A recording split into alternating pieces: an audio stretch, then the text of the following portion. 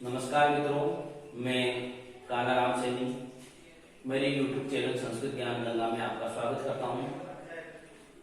लघु सिद्धांत कौमुदी के साथ साथ हम जो सांख्य कारिका का जो महत्वपूर्ण ग्रंथ है, सांख्य दर्शन का जो महत्वपूर्ण ग्रंथ है सांख्य कारिका, उसका अध्ययन कर रहे थे।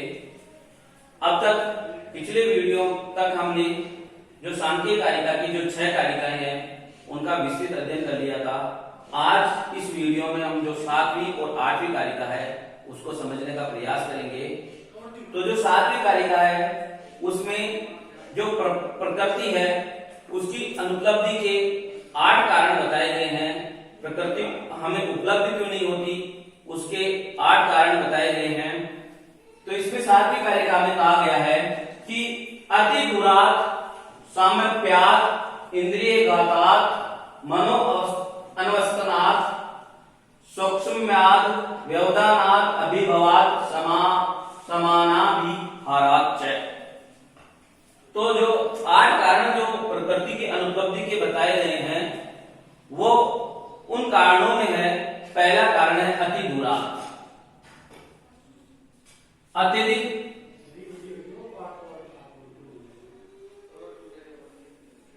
दूर होने के कारण।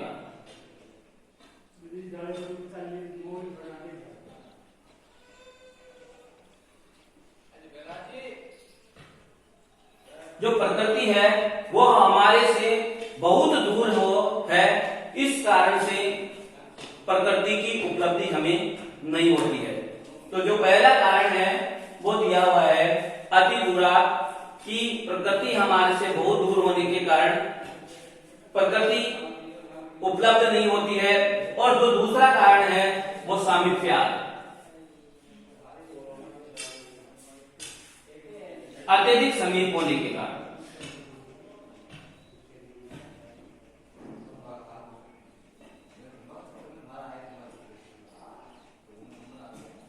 अत्यधिक समीप होने के कारण जो प्रकृति का जो अनुपलब्धि का जो दूसरा कारण दिया हुआ है वो है सामीप्यात, यानी बहुत ही समीप होने के कारण, बहुत अत्यधिक समीप होने के कारण प्रकृति हमें उपलब्ध नहीं होती है। यदि हम देखेंगे कि हम किसी चीज को हमारी आंख के बिल्कुल टच करके, बिल्कुल पास में ला करके यदि हम उसको देखने का प्रयास करेंगे तो हम उस वस्तु को नहीं देख सकते हैं।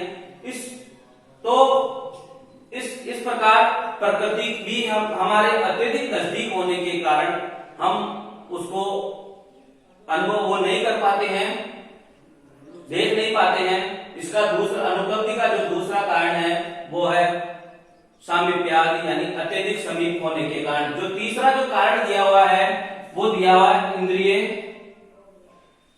घातात, यानी इंद्रिय का नष्ट होने के कारण। इंद्रिय का नष्ट होने के कारण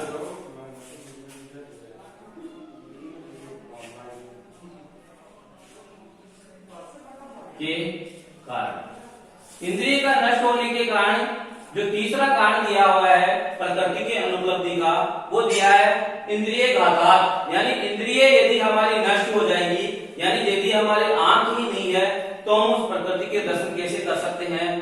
तो जो तीसरा कारण दिया है प्रकृति की अनुपलब्धि का वो है इंद्रिय घातात, यानी इंद्रिय का नष्ट होने के कारण हम प्रकृति अनुपलब्ध होती है। और चौथा जो कारण दिया हुआ है मनो अनवस्थानात्, यानी मन का व्यर्थ होने के कारण।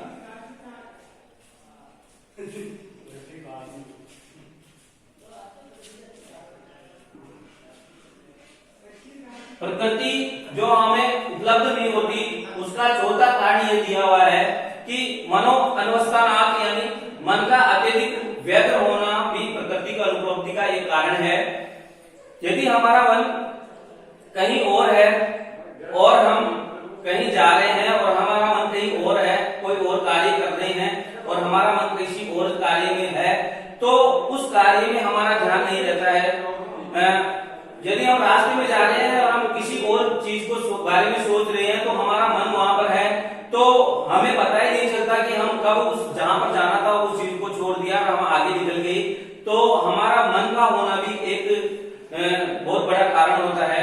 तो जो प्रकृति का जो कारण है अनुपलब्धि का, वो एक और ये दिया हुआ है कि मन का व्यग्र होने के कारण भी हम प्रकृति के दर्शन नहीं कर पाते हैं। प्रकृति का जो अनुपलब्धि का जो कारण है वो है मनो अनवस्थानात्, यानी मन का व्यग्र होने के कारण भी प्रकृति हमें उपलब्ध नहीं होती है। जो पांचवा जो कारण दिया हुआ है प्रकृति की अनुपलब्धि का, वो है सूक्ष्म्यात्, यानी अत्यधिक सूक्ष्मता के कारण।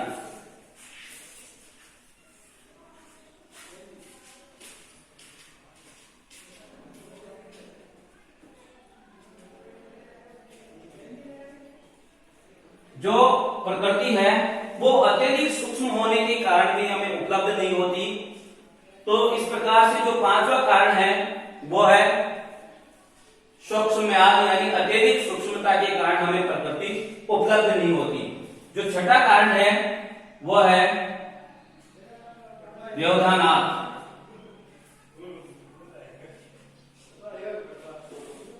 व्यवधान होने के कारण। जो प्रकृति है वो हमें व्यवधान होने के कारण भी उसकी उपलब्धि नहीं होती। जैसे ये कमरा है और इस कमरे के बीच में यदि ये दीवार है और उधर जो कुछ हो रहा है वो मुझे उपलब्ध नहीं होगा। इस प्रकार प्रकृति में भी हमारे कुछ व्यवधान होने के कारण हमें प्रकृति उपलब्ध नहीं होती है। तो इसका जो प्रकृति की अनुपलब्धि का जो छठा कारण है वो दिया गया है व्यवधानात्, यानी व्यवधान के कारण भी हमें प्रकृति उपलब्ध नहीं होती है। और जो सातवां जो कारण दिया गया है अभिभवात्, जो सातवां कारण जो दिया हुआ है वो है अभिभूत होने के कारण।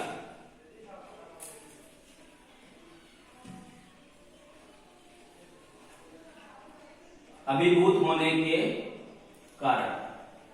अभिभूत होने का अर्थ यह होता है कि जिस प्रकार सूर्य के उदय होने पर तारे दिखाई नहीं देते, उसी प्रकार ये प्रकृति भी हमें अभिभूत होने के कारण दिखाई नहीं देती है। तो अभिभूत होने के कारण भी जो कारण है वह भी प्रकृति का अनुपलब्धि का एक कारण बताया गया है। और जो आठवां कारण है वो दिया हुआ है समानाभिहारात्, यानी समान वस्तु में मिल जाना। समानाभिहारात् का अर्थ है समान वस्तु में मिल जाना। ये भी एक प्रकृति का एक कारण है अनुपलब्धि का, कि जैसे मूंग है, बहुत सारे मूंग है और कुछ मूंग को यदि हम बहुत सारे मूंगों के अंदर डाल देंगे तो हमें वो फिर दिखाई नहीं देने वाले हैं कि कौन से मूंग हमारे द्वारा डाले गए थे।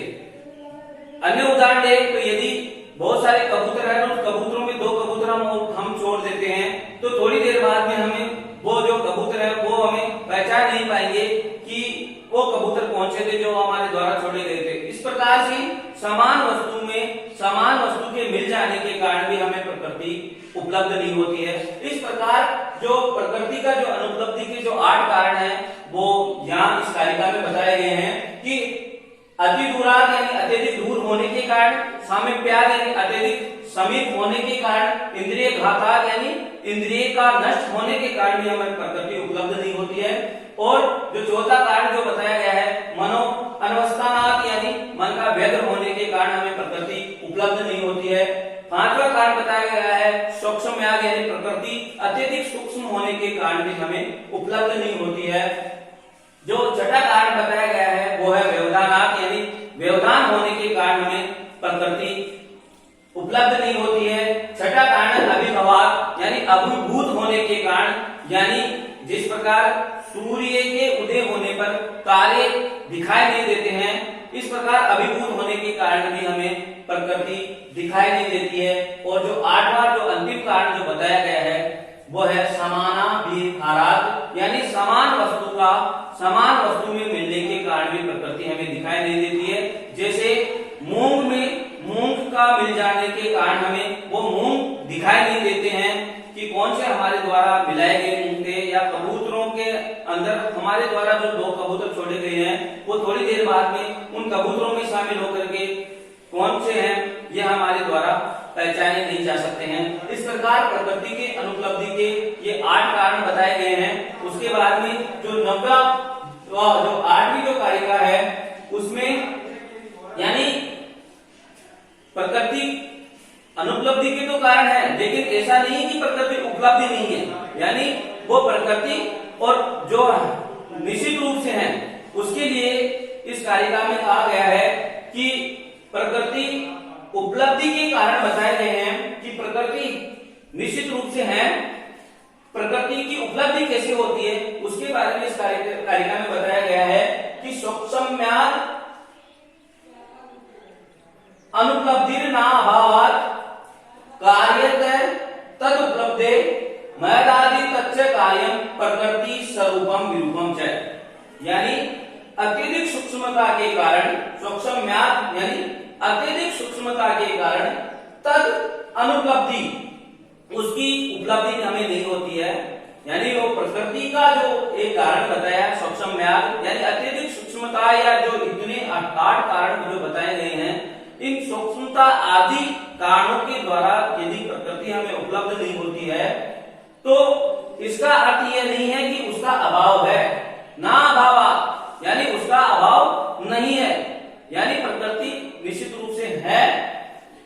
वो कैसे पता चलती है, उसकी उपलब्धि का क्या है, कार्य तद उपलब्धे, जो कार्य है उसके द्वारा जो कार्य हैं वो ही उसकी उपलब्धि के कारण है, उनके द्वारा ही उसकी उपलब्धि हमें ज्ञात होती है कि प्रकृति नाम का भी कोई तत्व है। और वो कार्य क्या है इस कारिका में आगे दिया गया है, महद आदि तच्च कार्यम, जो प्रकृति है उसके जो कार्य है महद यानी बुद्धि अहंकार आदि जो है कार्य हैं वो कार्य सब प्रकृति के कारण ही हुए हैं, प्रकृति ही उनका कारण है। इसीलिए जो महद आदि इन कार्यों को देख करके ही हम ये ज्ञात कर सकते हैं कि प्रकृति भी है, इस तत्व का हम ज्ञान कर सकते हैं। तो जो प्रकृति के स्वरूपम विरूपम च, जो प्रकृति के समान रूप वाले और प्रकृति के असमान रूप वाले जो महद अहंकार आदि जो कार्य हैं उनको देख करके ही उसकी उपलब्धि का हमें ज्ञान होता है, उस प्रकृति की उपलब्धि का ज्ञान होता है।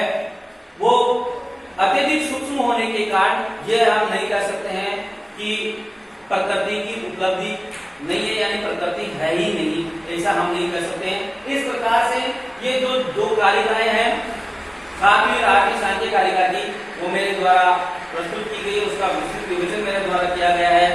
यदि मेरा वीडियो आपको पसंद आया तो उसको लाइक करें, शेयर करें और मेरे चैनल को सब्सक्राइब करें। धन्यवाद।